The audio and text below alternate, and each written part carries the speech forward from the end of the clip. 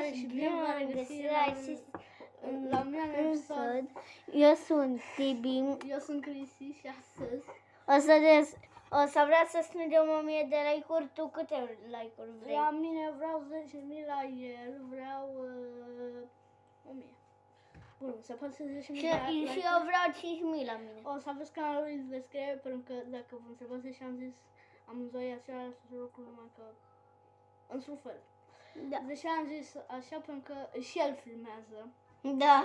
Uitați. Să de pe canalul lui. Ăla e canalul tău, Cristi. Da, arăt pe canalul meu. Bine, film. acolo e Tibi. Da. Filmează el. Și ce sunt eu? O să vă pun canalul în descriere. Dacă nu vă arăt, înseamnă că Tibi, cum se cheamă pe YouTube? Nu mai știu. Lasă, O să văd. o să pun în descriere cum îl cheamă, ok. Bine. Când Și astăzi m-am ce vreau să facem azi? Da, ce vrem? Stai că mi la... Stai, și bine vă regăsit la un episod. Eu sunt Cristi și astăzi, împreună cu Sibi, o să facem o serie mai că nu găini 3. Cu mine, da. Da, deci acolo e Sibi, aici sunt eu. Deci, seria la mine pe canal se numește Porci cu Sibi. Da. Și acum Cristi filmează pe partea asta, eu filmez pe partea asta. Deci, da. Asta vreau să vă zic. Uite, banana Grinch. Banana cringe, asta o să facem. Asta o să ne punem așa că e prea cringe. Bine, oricum, putem spune că sunt destul de cringe, dar nu contează. Dacă voi credeți, dați subscribe, dacă nu, like. Și ce drept? Și de să când dau un like 50.000 să strâng eu la episodul ăsta, în același timp de să apasă și butonul nostru de like. Sau să Vreau banana să mănânc. sau să mă duc Eu. Bun, lăsăm banana. Dăm banana Ia banana.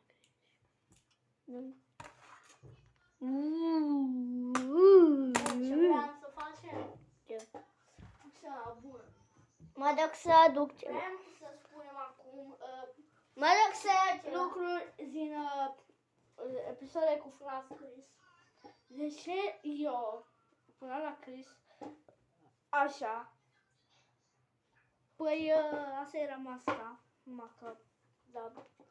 Și ăla era Sibi care a venit în față, pe bune. Am adus popul meu. Faza e că în episoadele astea cu Chris și nu știu ce, a mai apărut și Sibi și cred că și sunt ce FNAF-uri a apărut. FNAF 4. FNAF 4, da. FNAF 4 Chris e curajos, nu mai știu cum i-am pus titlul. Și FNAF 2 Chris e curajos. Când eu văd Și încă un FNAF. FNAF 3, Springtrap l-a enervat pe Chris. Nu l-ați văzut, cred, pe filmare, posibil. Dar vă zic eu că era. Se uita la mine, nu? da. Bun, se uita la mine când eu făceam așa cu Chris. Și să apăsam pe foaia aia. Și în FNAF 2 eu băteam din picioare. FNAF 2, dar el făcea. Când aia se mișcau. Și încă un... Deci asta a fost... Și astăzi episodul se numește un porc. Dar normal trebuie să se numește porc. Numai că... Zăreasa asta se numește easter egg-uri de la canalul meu. Bun. Și nu zici. Easter egg-urile îs. Că... Ce v-am spus la Chris mereu. Eu făceam așa, cred că se poate observa. Adică, care e vocea? Uitați-vă și voi puțin. Stai.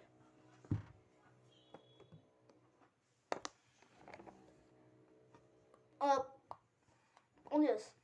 Ce se întâmplă? Și acum să vedem vocea mea. Unde-s? Ce se întâmplă?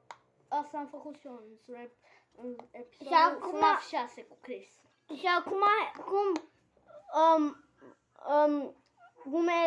cum este vocea mea. Deci vocea mea este așa. Acum ne jucăm Roblox pe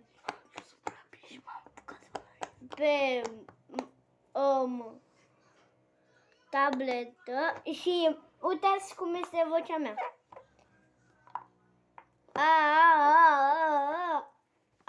Acum filmăm pe tabletă. Da, bun, lasă. E la fel. Lasă asta, mă, că nu filmăm pe nicio tabletă. Da, nu. Da. Nu filmăm pe Așa nicio tabletă. am vocea eu, am făcut în locul lui tip, Bun, încă un easter egg de la canalul meu. Stați tu, da? Stați. Taci.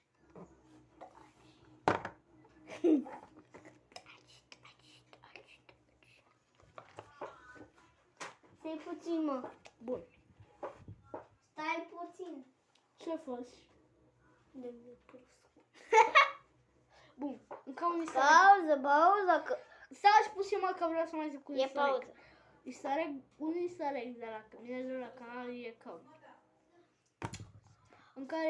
în care Chris reacționa la canalul meu este că da, atunci Acum am venit și eu și cu acesta a fost episodul de azi. Pa, pa!